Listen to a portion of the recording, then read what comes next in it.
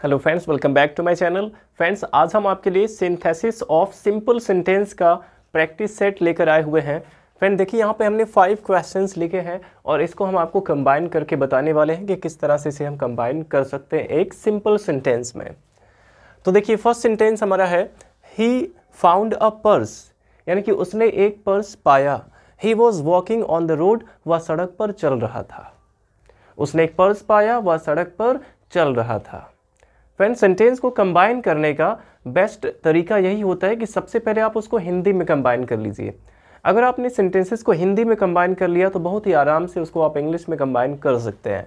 देखिए, he found a purse, उसने एक पर्स पाया। He was walking on the road, वह सड़क पर चल रहा था। यानी कि सड़क पर चलते हुए उसने एक पर्स पाया।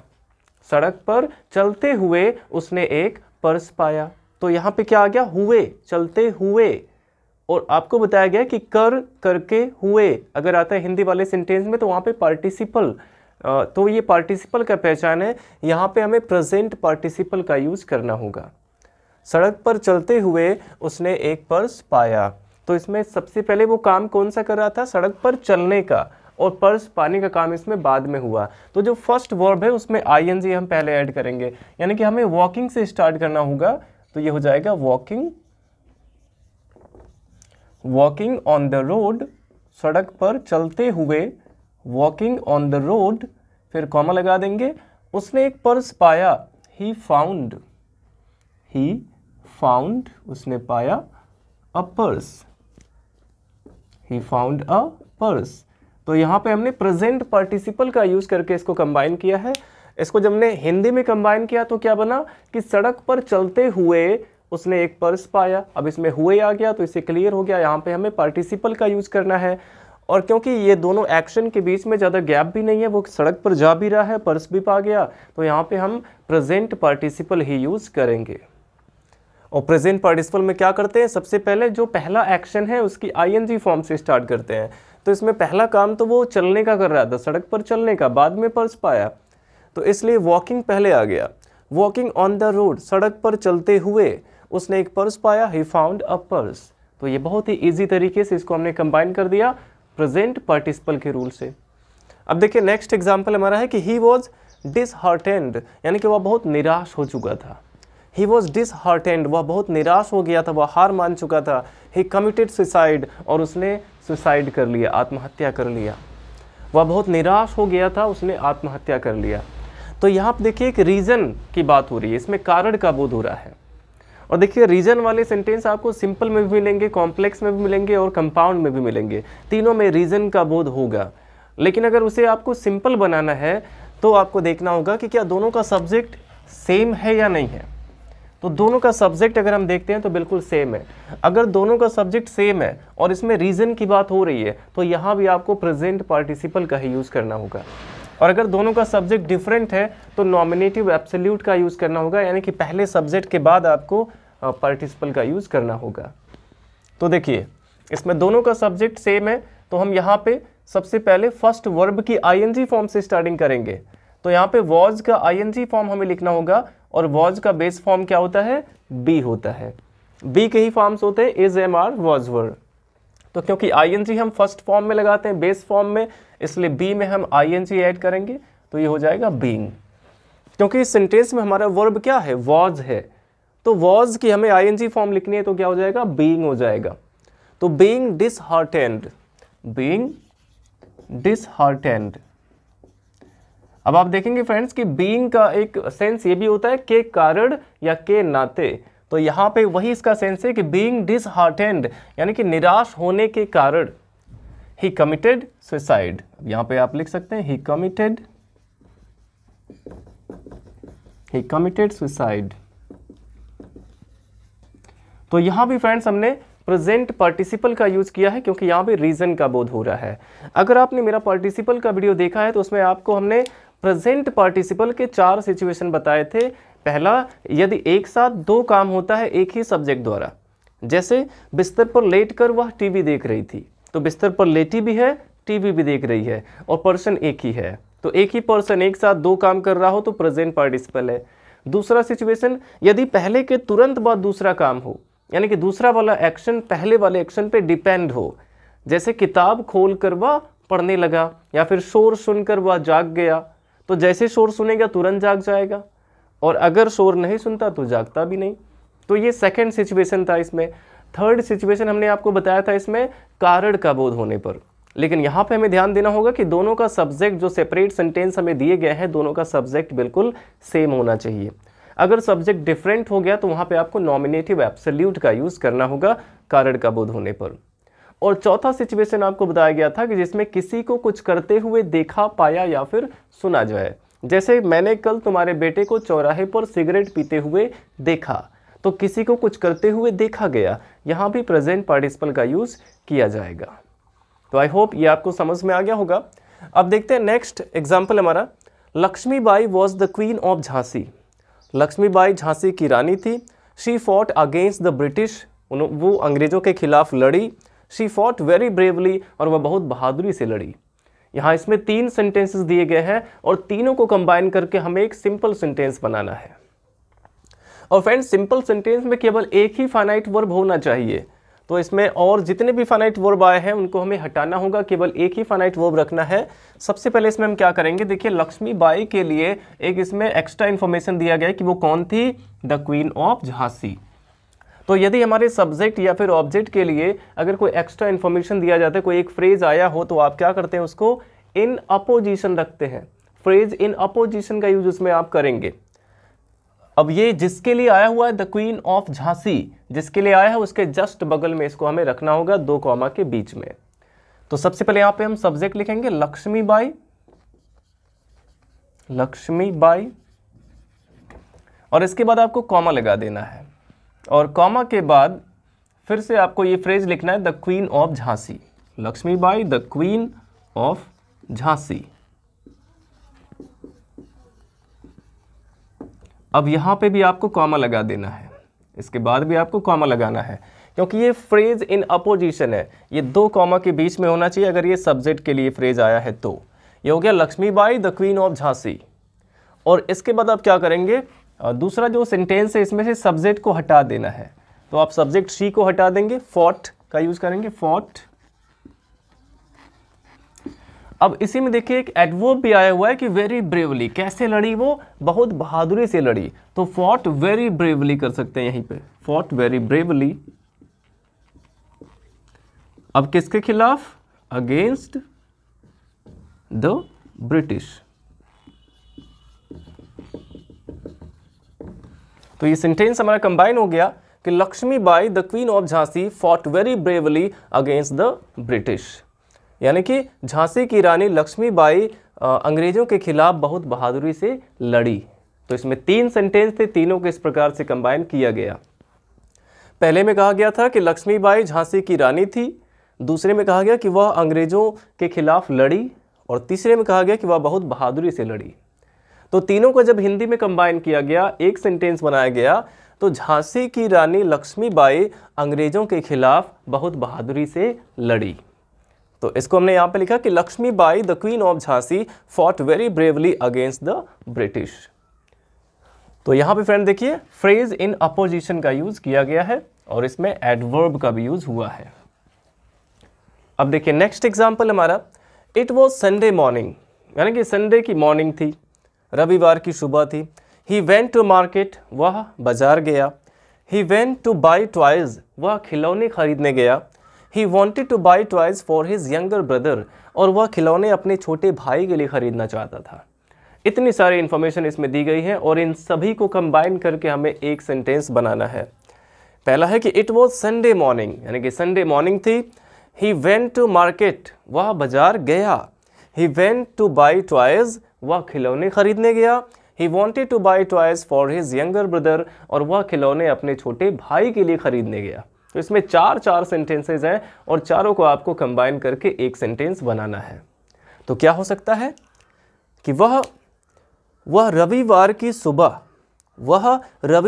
सुबह अपने छोटे भाई के लिए खिलौने खरीदने के लिए बाजार गया।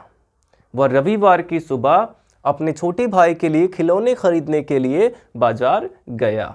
इस प्रकार से आप इसको हिंदी में कंबाइन कर सकते हैं।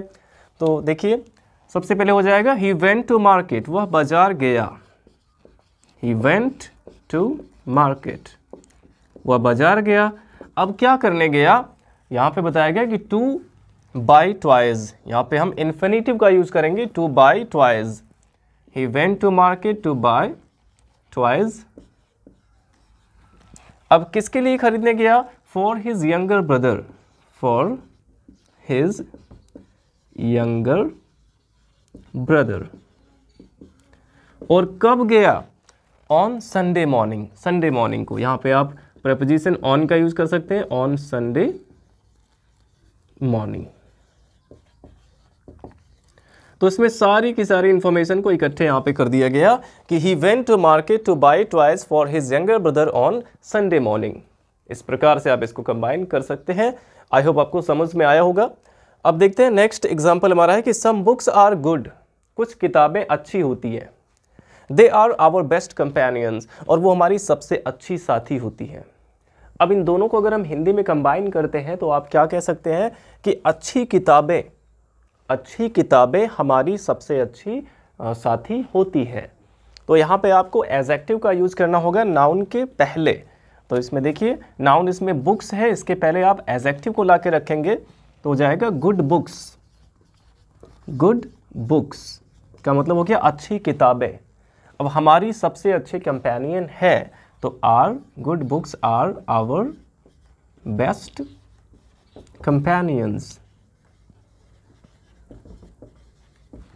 तो ये कंबाइन हो गया सेंटेंस हमारा कि good books are our best companions. यहाँ पे हमने एडजेक्टिव का यूज करके इसे कंबाइन किया है। अब जैसे कि आई सॉ अ गर्ल, मैंने एक लड़की को देखा। She was tall and beautiful, वह टॉल और ब्यूटीफुल थी। तो इसको कंबाइन करेंगे, I saw a tall and beautiful girl. तो केवल हमने गर्ल जो कि नाउन था इसके जस्ट पहले एडजेक्टिव को रख दिया, टॉल एंड ब्यूटीफुल। इस तरह से एडजेक्टिव का यूज करके आप सेंटेंसेस को कंबाइन कर सकते हैं। तो फ्रेंड्स आई होप इतना आपको समझ में आया होगा। अब इसके बाद हम नेक्स्ट एग्जाम्पल्स भी देख लेते हैं। तो देखिए फ्रेंड्स हमारा नेक्स्ट एग्जाम्पल है, Ashwapati was the king of Madra, he had a daughter, she was very beautiful. यहाँ भी तीन सेंटेंसेस दिए गए हैं। पहला है Ashwapati was the king of Madra, यानी कि अश्वपति मद्र के राजा थे। ही हैड अ डॉटर, उनके पास उनकी एक बेटी थी। शी वॉज वेरी ब्यूटीफुल, और वह बहुत सुंदर थी। तो यहाँ पे देखिए अश्वपति के बारे में इंफॉर्मेशन दी गई है कि वो कौन थे, द किंग ऑफ मद्र थे। तो यहाँ पे आप फ्रेज इन अपोजिशन का यूज कर देंगे कि मद्र के राजा अश्वपति की एक बहुत सुंदर बेटी थी। इस तरह से आप तीनों सेंटेंस को कंबाइन कर सकते हैं। तो सबसे पहले यहाँ पे सब्जेक्ट आएगा अश्वपति, और इसके बाद आपको कॉमा लगाना है, फिर लिखेंगे द किंग ऑफ मद्र। ये हमारा फ्रेज है, द किंग ऑफ मद्र।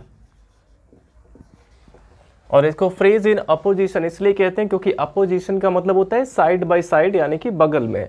तो यहाँ पे अश्वपति के लिए ये फ्रेज है, तो अश्वपति के जस्ट बगल में इसको रखा गया, Ashwapati the king of Madra. और इसके बाद फिर यहाँ पे आपको कॉमा लगाना है और दूसरे सेंटेंस में से सब्जेक्ट को हटा देना है और वर्ब से लिखना, ये हो गया हैड अ। अब देखिए डॉटर के लिए तीसरे सेंटेंस में एक एडजेक्टिव आया है, वो कैसी थी, वेरी ब्यूटीफुल। तो हो जाएगा she had a very beautiful daughter. तो यहाँ पे हमने एडजेक्टिव का यूज किया नाउन के पहले एडजेक्टिव का यूज करके, और यहाँ पे देखिए फ्रेज इन अपोजिशन का यूज किया गया है। कभी कभार जब तीन या तीन से अधिक भी सेंटेंसेस जब रहते हैं तो कभी कभी आपको दो या दो से अधिक रूल्स भी इसमें अप्लाई करने पड़ते हैं। तो यहाँ पे दो रूल अप्लाई किया गया है। फर्स्ट यहाँ पे फ्रेज इन अपोजिशन है, और सेकंड नाउन के पहले एडजेक्टिव का यूज करके।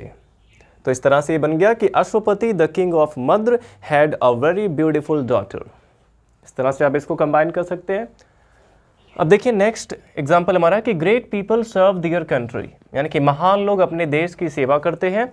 दियर सर्विसेज आर सेल्फलेस, और उनकी वो सेवा कैसी होती है, निस्वार्थ होती है। उनकी सेवा निस्वार्थ होती है। तो यहाँ पे हमें एडवर्ब का यूज करना होगा।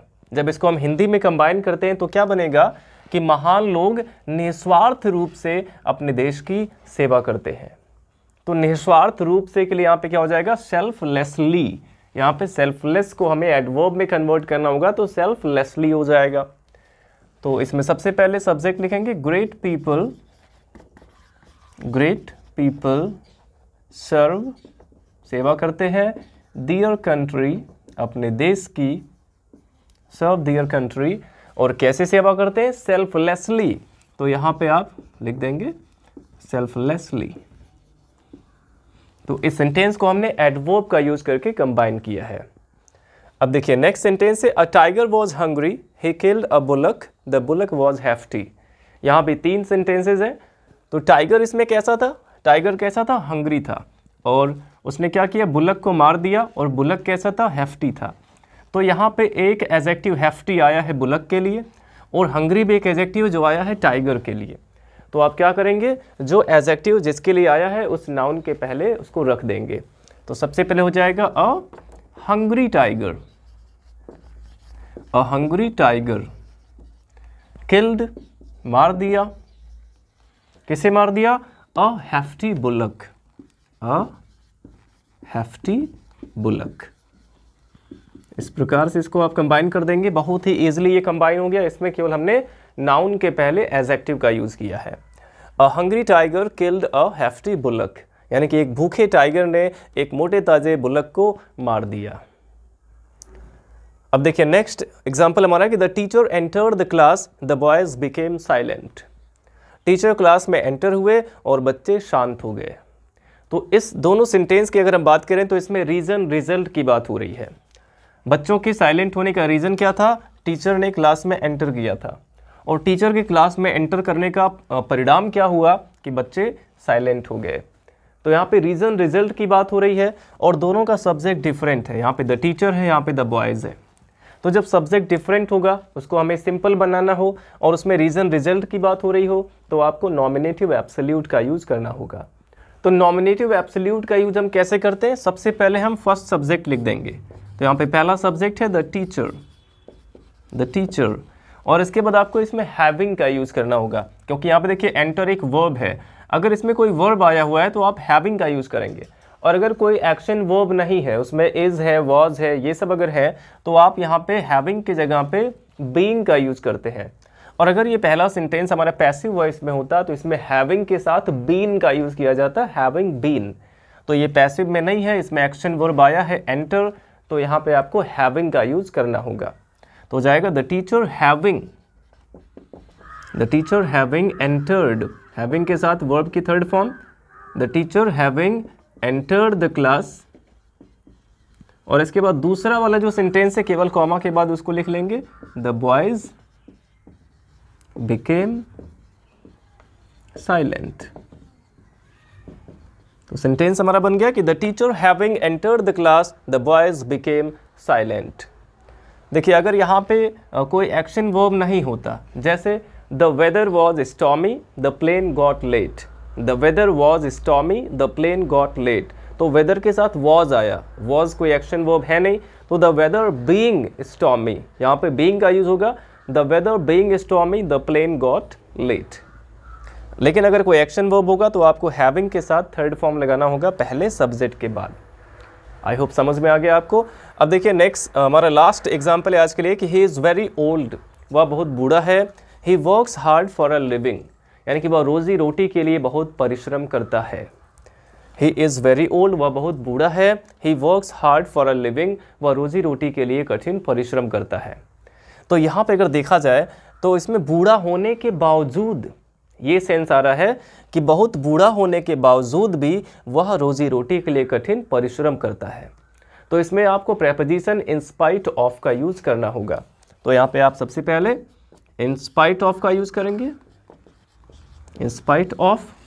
अब इसमें देखिए इसमें जो वर्ब है इज है, और इज का हमें आईएनजी फॉर्म लिखना है, तो क्या होगा, बीइंग हो जाएगा, क्योंकि प्रेपोजिशन के बाद हमेशा जीरेंड आता है, जीरेंड का यूज़ करते हैं, वर्ब की आईएनजी फॉर्म आती है, तो इसलिए यहाँ पे बीइंग आ जाएगा। In spite of being very old, यानी कि बहुत बूढ़ा होने के बावजूद he works hard for a living, इसको वैसे लिख देंगे, he works hard for a living. तो फ्रेंड्स इस प्रकार से हमने आपको अभी सिंपल सेंटेंस का ये एक्सरसाइज बताया। अब इसके बाद हम आपको इस कॉम्प्लेक्स सेंटेंस और कंपाउंड सेंटेंस के भी एक्सरसाइज आपके लिए लाएंगे। तो वीडियो अच्छा लगा हो तो लाइक करिएगा, और अगर आपने हमारे चैनल को सब्सक्राइब नहीं किया तो सब्सक्राइब कर लीजिए, और अपने सभी फ्रेंड्स के साथ शेयर ज़रूर करें। Thanks for watching.